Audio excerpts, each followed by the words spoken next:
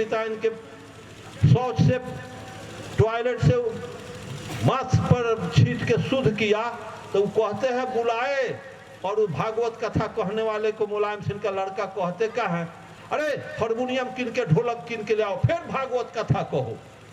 यही उनके ज्ञान का प्रदर्शन हुआ। हम कहें कि जाओ डूब के मरे, वैसा आदमी के हाथ को कौन वोट देगा? यही कहना चाहिए। तो कहना चाहिए कि जाओ ढोल झाल, तुम क्यों गया भागवत कथा कहने? जाओ परियार कथा कहो, ज्योतिबा फुले अम्बेडकर कथा कहो, कार्ल मार्क्स का कथा, कबीर कथा कहो। ये उनके मुंह में न था। ऐसा होगा नेता आपका तो आपका भला। 47 में आजादी हमको मिली तो हम गुलाम कब हुए थे, इसको क्लियर करो। संविधान में यह क्लियर है कि हम गुलाम कब हुए थे। हमको तो आर्य गुलाम बनाया, हमको अंग्रेज गुलाम नहीं बनाया, हमको मुगल गुलाम नहीं बनाया। लड़ाई यहां फंसा हुआ।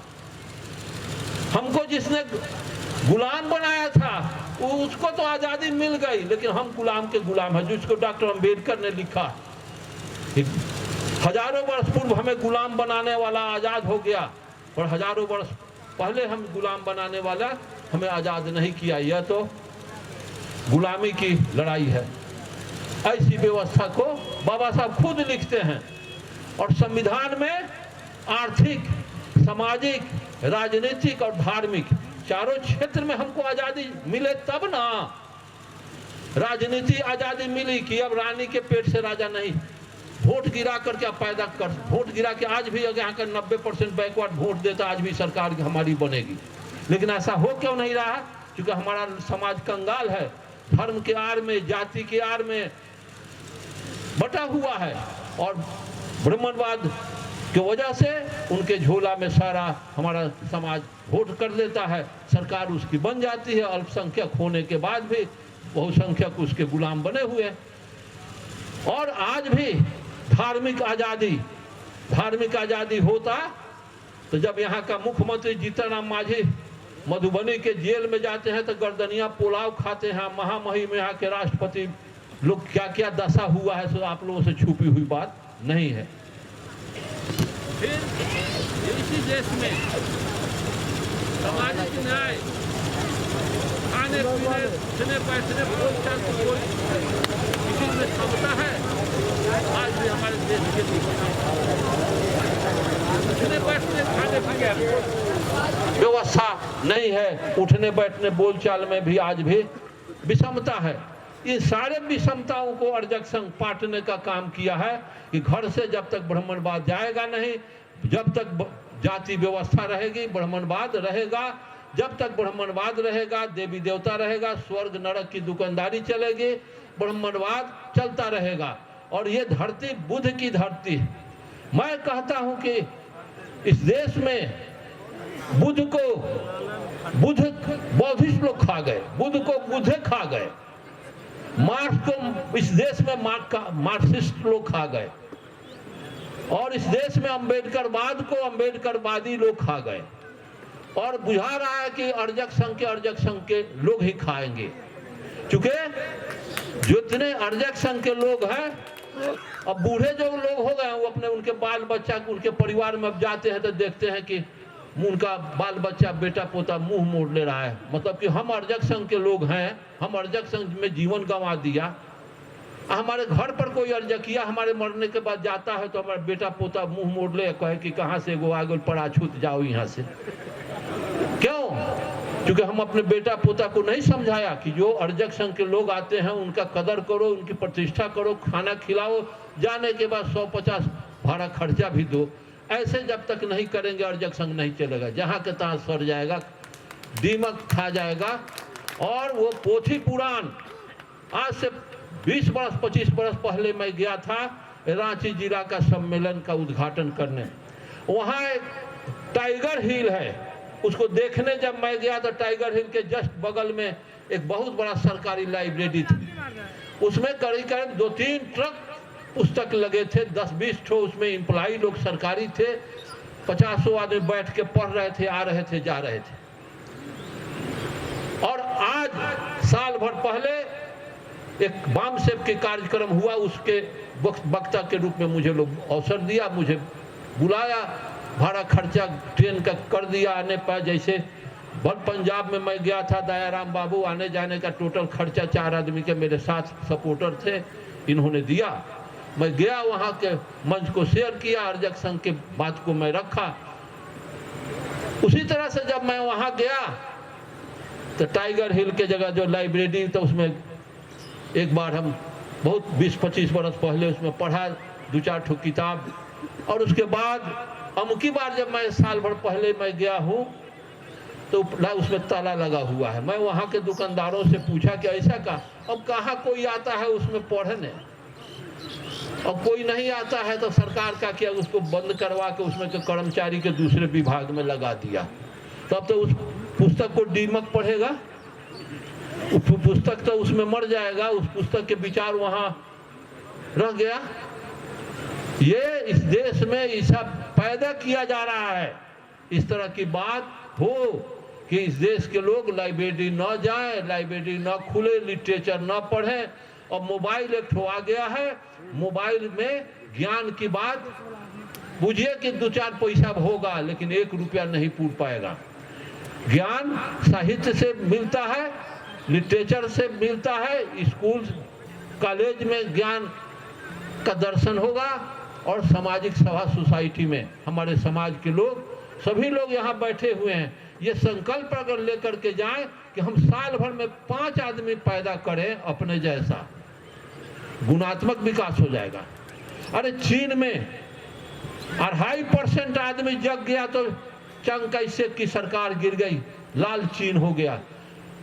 3% आदमी सोवियत संघ में जगह लेनिन के नेतृत्व में तो अक्टूबर क्रांति सफल हो गया। यहाँ अगर 5% अर्जक संघ के साथी लोग मेरे जैसा अगर हो जाए तो सारा सत्ता हमारे कदम को हमारे पैर को चूमने के लिए हमारे घर दौड़ेगा, हमारे संगठन के लोगों के हाथ दौड़ेगा। और यहाँ कबीर क्या कमाल का बात लिखे कि लोभी भोगी लालची इनसे भक्ति न होए, भक्ति करे वो सूरमा कुलधन जाति खोए। ये लोग भक्ति विधानसभा में कर रहे हैं।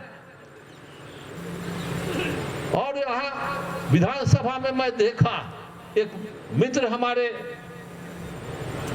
वैसे कृष्णनंदन बाबू से भी मेरी बात हुई, और वो अभी शिक्षा मंत्री उस समय थे, चंद्रशेखर बाबू, विधानसभा में रामायण मनुस्मृति तो कम से कम लेके गए थे और जाके डिबेट किए, इसके लिए हंगामा हुआ।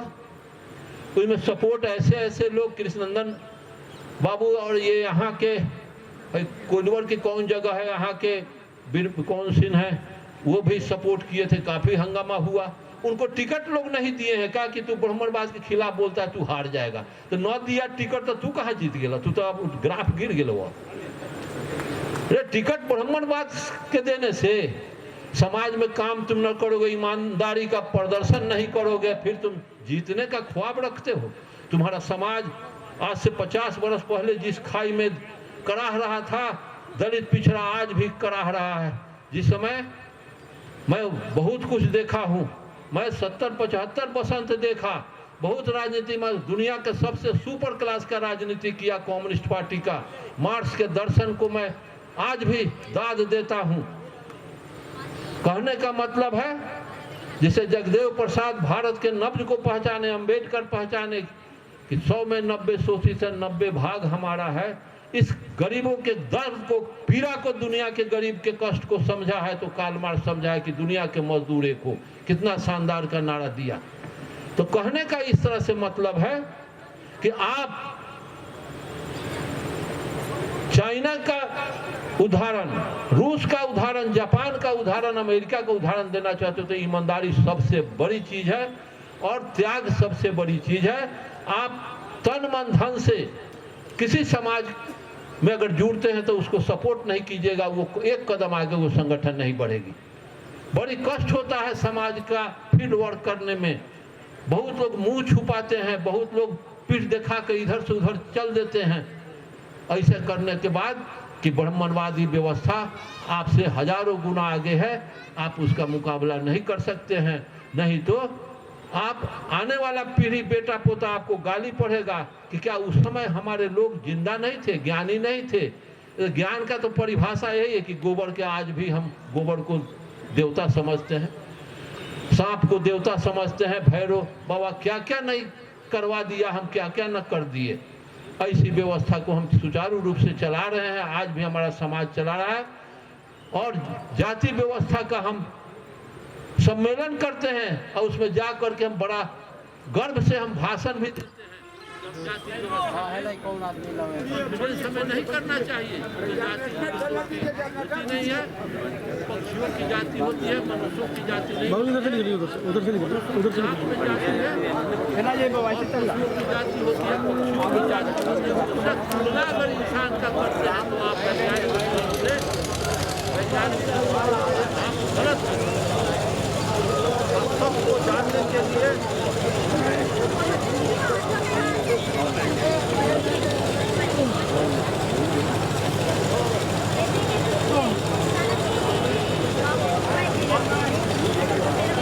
और जो कहने का मतलब है कि आप जितना आए हुए हैं उतना ही आदमी संकल्प लेने के लिए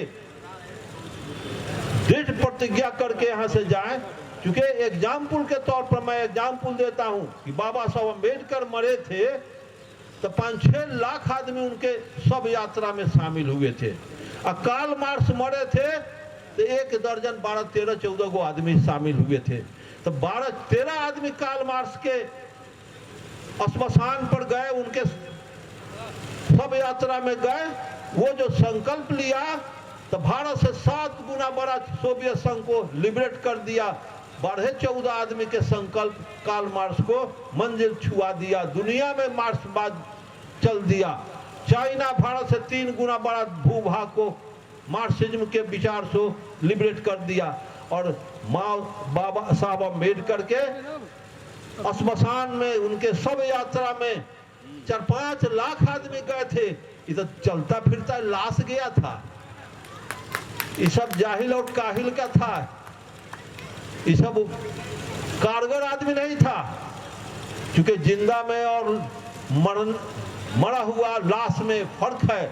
एक आदमी करोड़ों हजारों लाख मरा हुआ लाश को दफना देगा, कुटी कुटी काट देगा, जला देगा, लेकिन हजारों लाश एक जिंदा का कुछ बाल बांका नहीं कर सकता।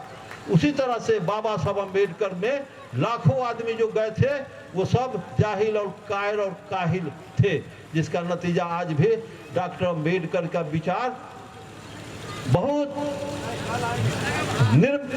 निम्न गति से आगे बढ़ रहा है। और मैं उनको शर्म देना चाहता हूँ, शर्मिंदा उनको होना चाहिए कि अटल बिहारी वाजपेयी, आप सभी लोग जानते हैं, भारत का जब प्राइम मिनिस्टर बना ईरान के तरफ गया या मिस्र के यहाँ गया तो तुरंत ही कहता है कि मैं मातृभूमि में आया हूँ, प्रधानमंत्री। और फिर प्रधानमंत्री के अवस्था में उसी समय प्रधानमंत्री था, उस समय कहता है कि मुलायम सिंह और काशीराम पैर में जो कांटा गड़ता है उतना ही सूल देता है। जानते हैं कि नहीं आप लोग? पैर के कांटा के इतना सूल मुलायम और काशीराम हमको देता है। तब इसके बाद मुलायम सिंह को और काशीराम को पैर के और जगह के कांटा ना, पैर के कांटा में जो सूल देता है कांटा गड़ जाने से, उतना सूल हमको मुलायम और काशीराम से होता है। तो जब उससे होता है तो हमारे बिहार का नेता लोग ऐनक ना देखे, वो क्या हमको समझता होगा।